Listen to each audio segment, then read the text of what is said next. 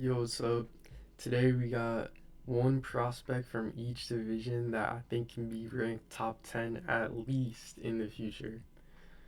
So I'll get right into it. Flyweight, I got Jose Ochoa, 25 years old, 8 and 2, 2 and 2 in the UFC. And you're probably thinking, two losses in the UFC. He probably sucks, but I don't know what you're thinking. But nah, those two losses are to Asu Amabayev and Loni Kavanaugh. I think both of them are ranked top six. He debuted against Loni Kavanaugh. I think they both debuted at the same time, and it was actually a really competitive fight. In the second round, he had Kavanaugh hurt, jumped on his back for choke, but the round ended. But it was still a really competitive fight. And then Almabayev wasn't. It was a little less, I would say, close than the um, Kavanaugh fight, but he still wasn't, just getting bullied the whole time. But I'll stop yapping about that. We'll get into his strengths. I'll just do these first two together. He has really good body work, and he spreads his attacks well. And um, it's good to see that because I feel like a lot of strikers, sometimes they might forget about the body, or they'll just use like kicks and stuff. But nah, he really likes to throw hooks and stuff, heavy hooks to the body. You see it red in the side of his opponents getting red early, and then like in one of his fights, he had like 25 strikes to the head, body, and legs. My bad. He had 25 strikes to the head, 18 to the body, 18 to the legs. So it's good to see, spreading it out really well. Um, and he does have pretty good takedown defense. In the Almabayev fight, he did get taken down a lot, but there were at times he defended it, got up at times. And it's just another good sign to see that he's not willing to just accept the position and lay on his back. But when he is on his back, he does have submission threats. He trains at the same gym as Oliveira, so obviously they're probably working on submissions. BJJ a lot. Like in the against Almabayev, he's throwing up triangles, arm bars, just trying to stay in the fight, not just get held down. But he does have some weaknesses, and when I talk about these weaknesses, they might not be like overwhelming or like I don't know, just like it may not be a concern to you. It's just something I'm pointing out, like things I think they can work on. But it's really, a lot of these guys are young into their careers. They can work on it still and improve on things. But I'll do these next two. When he does get somebody hurt, he can be a little wild, get hit, and he does leave his chin up a bit when pressuring. He got dropped, I think, at least two times by Kavanaugh, and I think it was the Cody Durden fight, if I'm not mistaken. He had him hurt, and he rushed in. And he got like rocked by a Actually, it might have been his last fight. I think the dude's name was Carpenter.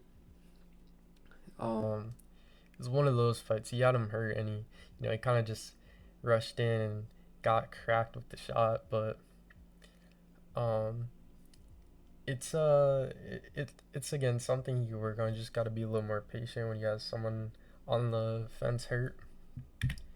And then this one, it's not really. He hasn't gotten submitted yet, so it's might not seem like that big of a deal. But he does like give up his back a bit, which is like I don't know. It's just I feel like against more skilled grapplers and stuff, or like finishers, like I feel like Pantoja, Tyra, even Royval, they won't miss that advantage. He kind of like shakes them off like the people on his back when he's trying to stand up. But I don't know. It's just like a I don't like to see it happen frequently. Like I said, frequently on the thing, but it's really not that he hasn't gotten submitted, so it's not really a weakness. It's just something I notice. And I know there's not a lot of prospects at flyweight, but one other name I considered was Alden Correa, Joshua Van's teammate. And you might be saying like, bro, like why are you not putting him as 3-0? I'm putting who I personally, like. I'm not saying he can't be ranked in the future. This is just my list. Some guys I like, pause. So I mean, you can suggest who you would have replaced, or other names you liked. I'm not saying like any of those guys are bad. All right, moving on to bantamweight. I got Elijah Smith, 23 years old, 10-1, 3-0 in the UFC. He's probably actually my favorite prospect right now. Um, I know there's a name. I'll bring up all the other prospects that at least I noticed were somewhat considered. So Ethan Ewing, obviously. Um, I like Bernardo Sopaj, Alexandre Topuria. Like Ilya's brother is gonna be pretty popular, but he is good. And then Cody Haddon is another name. But Elijah Smith, I really like. I'll get into his strengths here. He has very explosive power. If you haven't seen his second fight so far in the UFC, he recreated the Rampage Jackson slam, cold at him, and then he was getting some hate on Twitter, at least from what I saw. He landed some follow up shots that might have been a little controversial. I just think maybe someone a little more experienced would have had some more self control. Maybe not trying to murder the dude. No, I don't know. I just think the adrenaline in there would be really hard to control. Like you just gotta freaking you just slam somebody from above your head. Like I don't know. I don't think I would be able to control myself either. But yeah, that has nothing to really do with the anything though. He, it was not just something like the slam. In one of his fights, I noticed versus Vince Morales, he was like kind of getting held on the cage or whatever, and he just kind of like shot straight up super fast and broke out of the hold. It was pretty impressive. Um, but yeah, moving on, he does have very speedy hands, and that power does tie into it too. He does have some pop. In his last fight, he fought you. No, not you, like the Korean dude. Alright, that was cringy. Um, but he dropped him with a left, and then jumped on him, subbed him. But he does have power on his hands, and it's really fast. Like, his really great speed.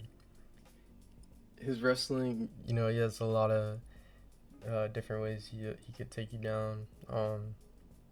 And the combination with his boxing is just I think it could really take him a long way. I don't want them to rush him though. Like he's 23. I think he could literally, if you could get him 3 more unranked guys at least within the next 2 or 1.5 years. I think he'll get good experience under his belt, and then you know by then he'll only be 25, 26 maybe, assuming there's no injuries, and you know he could definitely be ranked.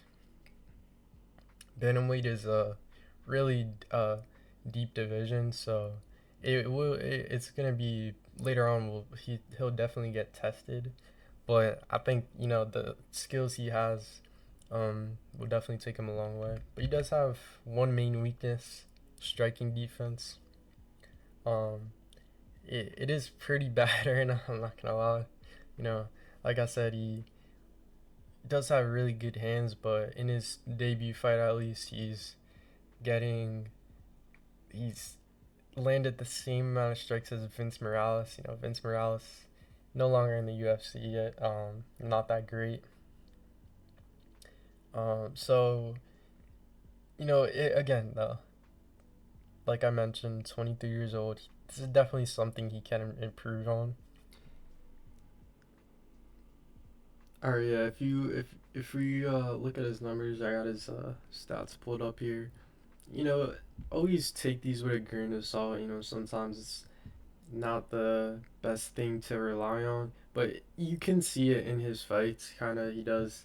If you just look at the comparisons, the Aaron Tao fight, that was a dog fight. You know, that was on the Contender Series. They both were just kind of hitting each other a lot. Um, but obviously, like you can see in his last two fights, they ended. This one ended in round one. This was on the ground a lot, so um, you're not really. He didn't really get hit at all. You can't really judge it on those fights. But if you do watch these fights, you can tell he got hit. 46% striking defense. Um, it's below, like I'd say below average. You're getting hit more than 50% of the time. So, or 50% of the strikes thrown at you. Um, but no, like I said when I was talking about his wrestling and stuff, he had 3 takedowns versus Vince Morales, 5 versus Aaron Tao, and you might be like, oh, he got taken down 4 times and once here. He didn't get held down too long. He got out of I think it was an ankle lock or something. And then here, that's his whole skill set, pressure and try to take you down. So, and it ended in a knockout. So he didn't get held down like that, and he got the submission win too. I really like Elijah Smith. And I think the future is pretty bright. I definitely can see him being ranked top 10 in the future.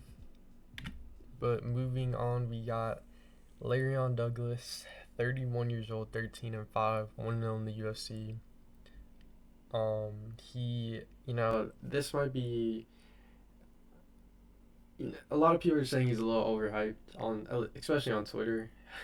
I'm on Twitter a lot, MMA Twitter a lot. It's not a really good place, but there are some other names I definitely considered: Rahiki, Luke Riley, um, McMillan. I'm gonna not consider the last two. I kind of wanted to put Rahiki here, but Luke. I'll start with McMillan since he's just had that big win. I I like volume a lot. I do like the volume. That's the thing that impresses me the most. When you're landing 200 plus strikes or whatever in a 3 round fight, you're gonna impress me.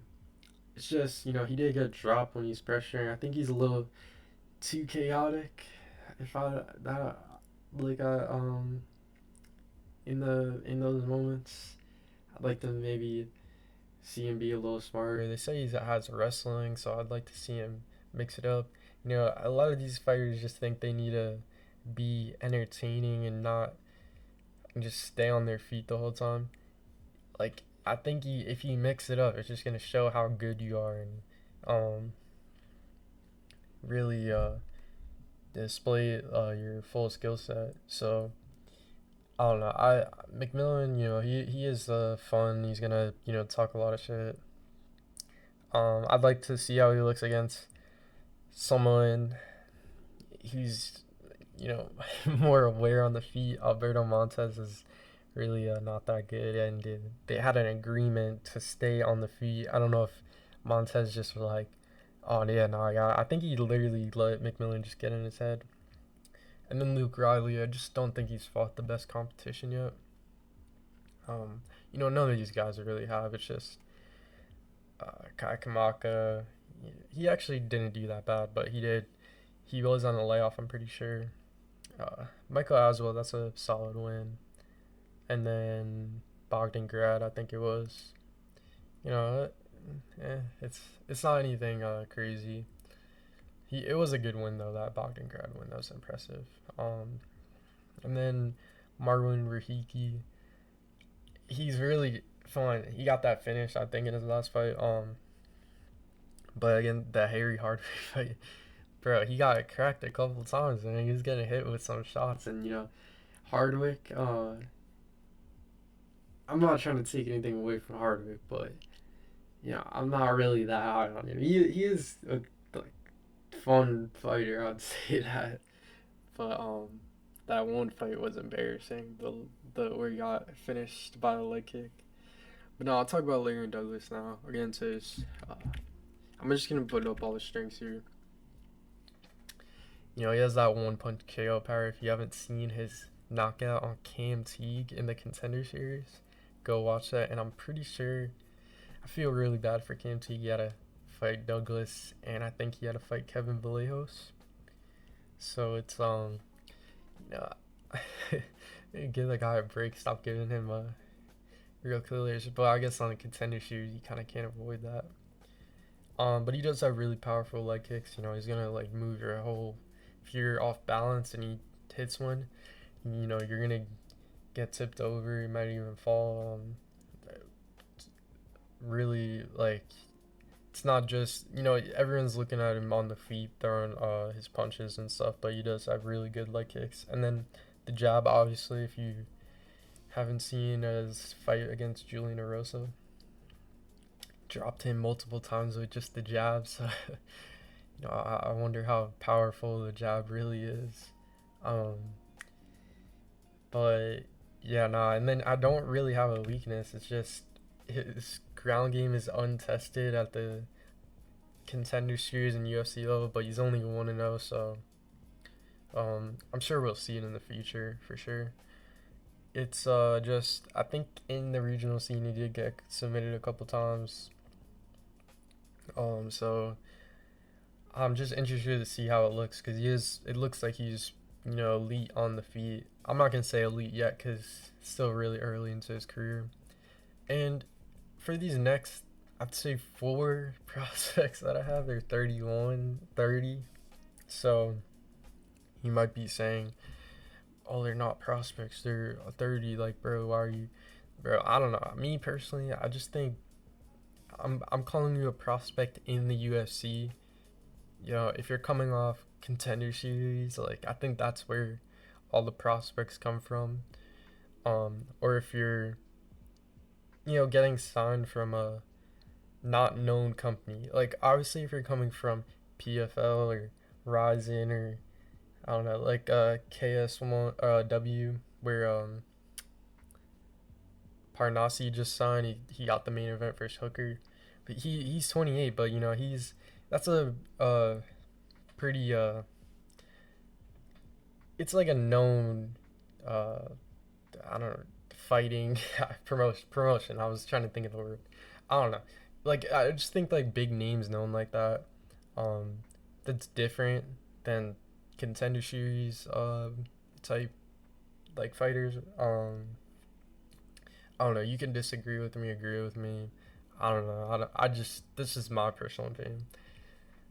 So I'll get into lightweight though. You gotta put Chonk over. I got it. Lightweight. If you haven't looked at weight division prospects, you know they're not the greatest. I was thinking of like Chris Padilla maybe, who was on a little streak. Uh, I must put like Rongju just because I am factoring age into some of these. But not I Saturday, Chonko had his debut, and if you watch the Contender Series too, like I saw a tweet from somebody. If I could find it, I'll put it up on the screen. He was like, "Yeah, I liked what I saw from Chonka, but it's not. I still need to see more." Bro, what more do you need to see? He literally put on like he put on a great performance. He displayed his striking, took him down a couple times. Um, like I don't know. Like to me, it's an obvious. This is one of the like more obvious ones. I think they're saying like I do see some people saying, "Oh, give him Fazeev, give him uh Bobby Green or something." Like I don't know. I'd say punt the brakes just a little. I don't like when they rush fighters. So I rather them be. I'd say at least one more mid level fighter, like not anybody known or new to the rankings. I think maybe someone like Nicholas Mota, whatever, or maybe like Kyle Nelson, who just lost to Terrence McKinney. Actually, I think that fight makes a lot of sense. If you don't want to, if you're not gonna give him a ranked opponent, which again I don't think they should yet. I think if he goes and beats Kyle Nelson, maybe just give him somebody like right outside the top 15, like maybe Drew Dober or something like that. But yeah, I don't want them to rush him yet, just because you definitely have a potential. Like he is very liked by the fans. That John Pork. I think we deserve to drop the John Pork because he actually is good. I think he deserves Shanka. But no, I'm gonna say strengths and stuff here. Um, yeah, the Muay Thai is elite. He like he uses elbows, knees, kicks, punches. Like he uses everything. He's his full arsenal on the feet. It's uses the front kick really well, like that teep kick. He'll throw like a elbow and then a right after to just like set it up. And I'm getting to this next thing too, the volume. Landed over 200 strikes in his contender series fight. Landed over 100 in his last fight, in his debut. And like I was saying, I think I said it before. I'm a really big fan of volume. So it's really fun to see just him throwing a bunch of strikes. And it's a lot of I've seen some people talking about he doesn't have any pop, so he's probably not gonna make it that far. But I mean, bro, I don't know how many. I don't know if it's just those two fighters he fought, but he threw everything at them. They were just staying out. If you actually listen to the shots, like I don't know, they sound like pretty powerful to me. I don't. I think them two last dudes were an exception, but someone with a glass chin like like Terrence McKinney. I don't know if he's gonna be eating all those. Honestly, that would be a fun fight too. But nah, I really am impressed by the volume. I think like he's gonna almost land 100 strikes guaranteed if he doesn't finish you in the first round. And then his takedown defense is pretty good as well. He's not gonna get bullied. He's working with team Khabib, Islam, all of them.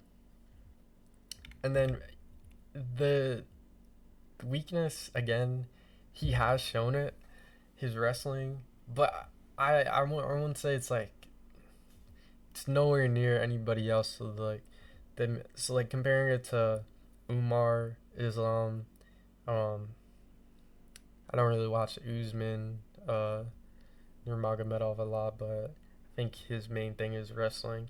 I don't think it's like on that level. He does have some, but he's not holding you down, which isn't a bad thing. It's just I don't know how good actually his wrestling is, but he's so good on the feet that I don't really care. Like I wanted to put a weakness for everybody. I'm not gonna say any of these guys are perfect.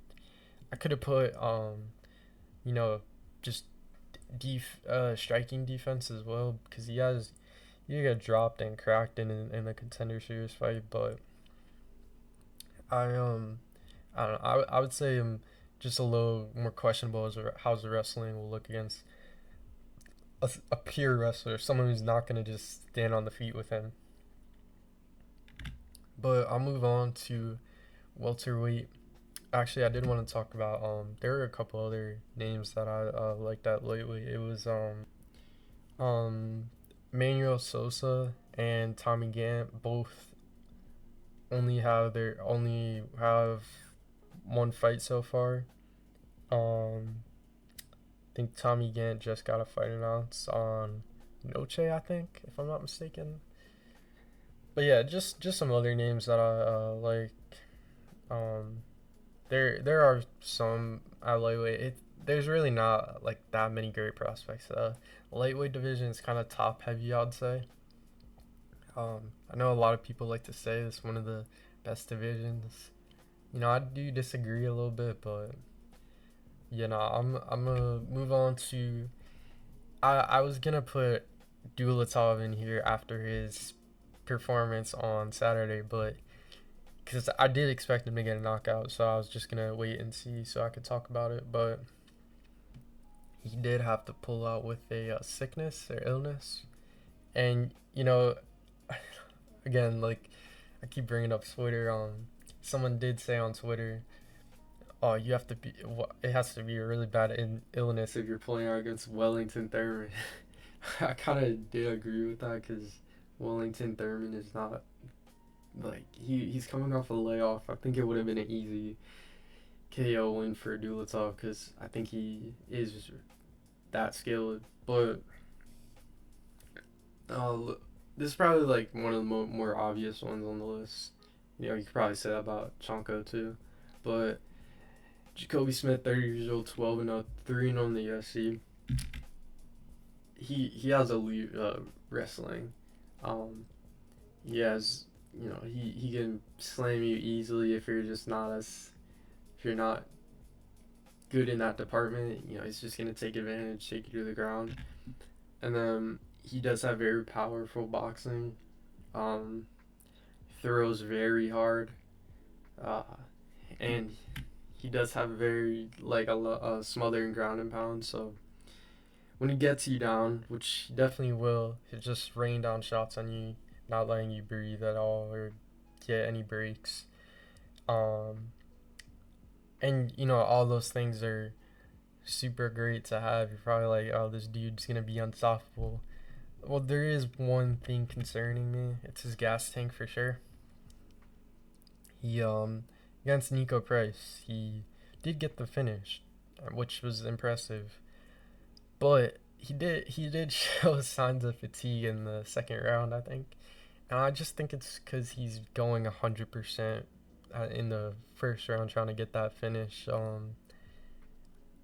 I don't. It is something he can work on. It's just maybe instead of throwing at 190%, throw at 70, 60%. I think he still has that power to hurt people. And then when you get hurt, someone hurt, then that's when you explode. Just you gotta pick and choose your times to explode and try to get that finish. But he's supposed to fight Kevin Holland.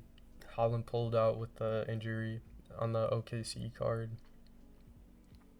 I do think he would have won that. Don't really rate Kevin Holland that high in 2026. That dude definitely does fight for a paycheck. I'm not gonna lie. I think he pretty much said he doesn't care about winning or anything. Um, but they probably paid him a bag to fight Jacoby Smith because I don't know why he would take that. But yeah, I wonder if they'll rebook that fight. I kind of hope they do because Kevin Holland still. I did just kind of talk down on him, but he still is pretty solid. I don't think he's a bad fighter and would beat most of the guys below him, but I don't think he would beat Jacoby Smith. But moving on to middleweight, I got Kim Rouston, 31 years old, 15-33 now in the UFC. I am a really big fan of Kim Rouston, and I'll start with talking about some other prospects. Um, the one I was really considering was Damian Pinos. I think he had a really good performance against Carlos Leal. I think it's better than any of Table Gaudier's wins. Um, and then he called out Susar Kairev, which I talked about in my last video. I matchmake them for MSG. I think you have to make that fight. I don't really care if they're both prospects. Um, it's just, you might not get a chance to make a fight like that. And, especially on MSG, I feel like you want to have a really, uh, somewhat big prelim fight. At least maybe not the casual fans will, like, are just gonna watching the main event or whatever, or like the people who buy the seats and come in when the first card of the night, the first fight of the main card starts. But I think, you don't even have to be like a, well known or like hardcore or whatever. I don't consider myself a hardcore. Um, but like that fight is exciting. Like I feel like I'd want to see that. Um, but yeah, no, I definitely considered Pinas. But I do really like Cam Ralston. Start with his two first strengths. He stays really busy with his feints, and that does lead him to landing nice combos. He's not just throwing ones and twos and one hooks, like one hook at a time. Like he's really stringing together combos and he's throwing those feints to keep you guessing all the time. And then his next two, he has really good knees, and I think his length helps him a lot with that because when he's fighting shorter fighters like Cody Brown, just throw that knee up the middle, land him right on his forehead. And then on the ground, his length helps him a lot too. He could keep you down there, laying ground and pound. His length will make it harder to try to get up or escape in any way. So, um, he uses his build really well at middleweight. LAs are pretty tall for the division. And then I will get into his weaknesses. His striking defense is bad. If you're getting dropped by Cody Brundage, you know that is a pretty bad look. Um, I again something he could definitely work on. Not really that. Uh, I would be a little more worried as he gets up in the rankings because, I feel like Cameron Allison. I'm not gonna say he's gonna go win a title. I don't know if he's that skilled. Like compared to someone like Jacoby Smith, who I definitely could see challenging for the title in a couple years. I think Cam Ralston's always gonna just be in like the maybe like I think 8 or 7 maybe is his peak. Um, I could be wrong. Anything can happen, but yeah, no, the striking defense it would worry me against some better strikers, but I, it's he's probably will be more aware if he's facing something like that. He probably just, I mean, Cody Brundage is short. He carries a lot of power, even though he's not that good. So I did think he would be a little more aware of like them big looping shots, but he he still got the win. So and then this one, it's just kind of me nitpicking a little bit. I don't like his entries during his takedowns. I think he can set them up a little better. He kind of just dives in and he does get them. And I don't know. I just think against someone a little more skilled. Even though Cody Brundage, I'm pretty sure his main thing is like I don't even know what Cody Brundage is good at. Nah, in his last fight though, I forgot the dude's name. He won by decision, but he dominated the fight. Um, he was landing takedowns and stuff. It's just I noticed he wasn't setting them up as well. Like I think they will come easier if you just maybe throws a couple feints and then maybe throws like a 3 strike combo and dives at the legs, and I think he'll get it easier. It was just like pressure them a little bit. But yeah, no, I really like Cam Ralston and um, excited to see more of his fights. He's very entertaining to watch. And speaking of entertaining, we got Abdul Rahman Yakayev, 25 years old, 10-0 in the UFC, or 10-0, 3-0 in the UFC. This dude, bro, he's just like when you see someone like this at light heavyweight, you're like you almost like shed a tear because light heavyweight sucks. It's really bad. But you got Iwo Barnowski. You got Saidov, who just picked up a finish over Dustin Jacoby, which is, you know, if you compare that to Yakayev's ones, that's better than all of them. But um, I'm not really focused on that right now because Yakayev came off contender series, so Sidov came in from a different, and he got offered Jacoby. Well, I feel like Yakev would have accepted that too. So I'm not really judging him based off that. I'm just saying, um, and yeah, no, like Ivo Barnowski, I think is really, and he's really entertaining, and he is very good. I remember his last fight on the post Mike interview saying like he wanted to show off his jiu-jitsu but he keeps finishing everybody in the first round with his like striking. So it's like I actually am curious. I do want to see how he looks like on the ground, and I did want to put him too, but I just think Yakev impressed me a little bit more. So we'll get into his strengths and stuff. He has KO power, one punch, and he explodes at the start of the fight. Like against Julius Walker, he literally dropped him in 9 seconds, made his whole body stiff, ended the fight. Even though he did get up, the ref, when you see the whole body go stiff, you're gonna stop that. And then he does have good ground game. Got a submission against Ribeiro. I'm not sure if that was his last fight or not. But and he can land ground and pound.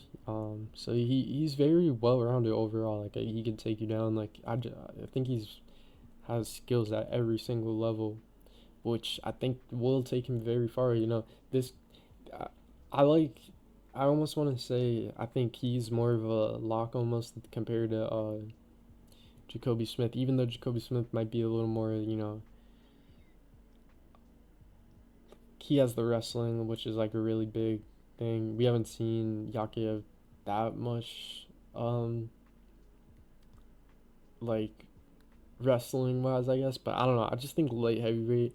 If you're skilled on the feet, you can knock someone out. Like I don't know. Most of the guys until you get to like the Khalil Roundtree. Um, I mean, well now we got Whitaker, obviously Dom Reyes, Paulo Costa, Mirzakhanov is still good in my eyes. It has gotten a little better, I think, with the addition of Whitaker and Costa, but I still do think you know, this guy's only 25 and he's already shown, some crazy highlights. I think he gets two more non-ranked opponents, and then we see him jump up. And I'm excited to see, in the future. Like there is, I want to talk about this though.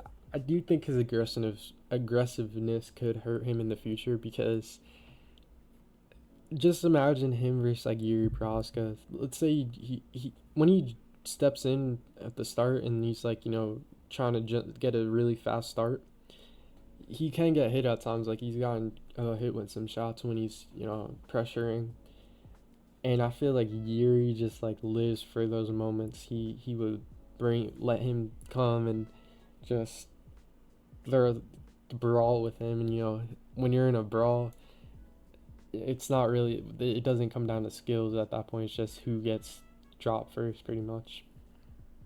And then like when we're talking about the champ right now, Olberg, he pressures him. He got hit with that hook. He got dropped. Um, so it's not really a weakness, I would say, because it hasn't really hurt him yet. But I think it can be a little problem in the future. But I don't know. I think it'd be more aware of that and not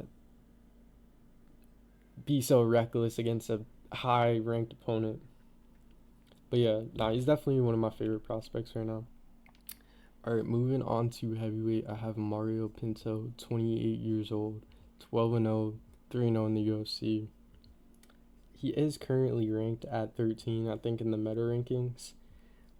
But I don't know. He hasn't fought anybody, in my opinion, at least, that's like ranked worthy. He's fighting Ryan Spann next, who's not in the rankings. So I still do consider him a prospect. And I did say who can be ranked top 10 in the future. So he's not top 10 yet. He is close though. But in his last fight, his post-fight interview, he said he's not gonna rush. You know, trying to get into the top. Like look at someone like Josh Hoke who's already ranked. I don't think he wants to take the same path. Um, which I do think he can, because I'll get into his strengths here. He's very athletic, has good speed with that jab, not one punch KO power. He knocked out Austin Lane with a really powerful shot, and he looks to land damage from the top position, which is good to see, because a lot of people just hold you down, or just wait to see and try to find a submission. Like, nah, he's like, look, I think when he takes you down, he's not. I don't know if he has the greatest submissions. I think he had an armbar versus the Brazilian dude in his second fight. I forgot his name. I think he had an armbar that he like couldn't get, but he was just kind of beating him up, and he won just ground and pound, like punching him, raining down shots and stuff. But yeah, I do have some weaknesses. These two kind of tying together. I think he's a slow starter. In his Austin Lane fight, he took the first round and then found the finish. And then in his last fight, I just think he was really way too passive. I'll give him a low pass because he was supposed to be fighting Mick Parkin. And Felipe Franco, I think, had all first round finishes at that point. And he maybe just was a little more aware, didn't want to get fluke knockout or whatever. So I just think like the passiveness and stuff in the slow start. I just think he has the skill set to finish somebody early. I don't. I think if he just like throws some power, like it'll hurt him, and just then he could take him down and bring down the shots, or he could just find the finish. Because heavyweights are not that good. He's I don't think he has to wait that long to find something. Like, think about I almost want to say like Peter Yan. I feel like he takes the first round always to like analyze his opponents. I think Pinto's almost doing something similar, but at heavyweight, like heavyweight is way different than bantamweight. Bantamweight, you're not gonna have that one punch power compared to heavyweight. So even though some bantamweights do, I'm not saying that none of them do, but it's just like you have the skill set to just go finish the heavyweights that aren't good. So I'd just like to see him do that. And then he does there's one more weakness that I think he has. It's just keeping his position on the ground. When he takes someone down, they don't stay there for that long. I'd say like they can get up pretty easily at times. So I like to see him work on just keeping them there and raining down the shots, not letting them escape or breathe at all. Just using keeping your weight on them, just holding them there, not doing anything, doing damage obviously. But no, I really like Mario Pinto. He's probably the closest to the rankings besides Ochoa, I'd say. So now I definitely think he could be at least. I think I could see him being top 5 in the future. I really am a fan of his skills. And obviously there's not a lot of names at heavyweight that I like. There's Breno Pericic. Um, Obviously Gable Steveson you could put, but like it's just I don't know. He technically is a prospect, I'd say, but he's kind of like a well-known name. He's training with John Jones. I don't know. I just really like Mario Pinto. That's what I'm trying to get at. But yeah, I wanted to make this because I know Contender Series is coming up. So, and a lot of these guys are coming from Contender Series. So it's Contender Series I think is one of my favorite things that UFC actually does. That They don't do a lot of things good, but Contender Series is one of them. I wish they would just get rid of Tough and add like 5 weeks on the Contender Series. Because I'm just going to pull up Topology real quick. So we'll check out Flyweight real quick. Um,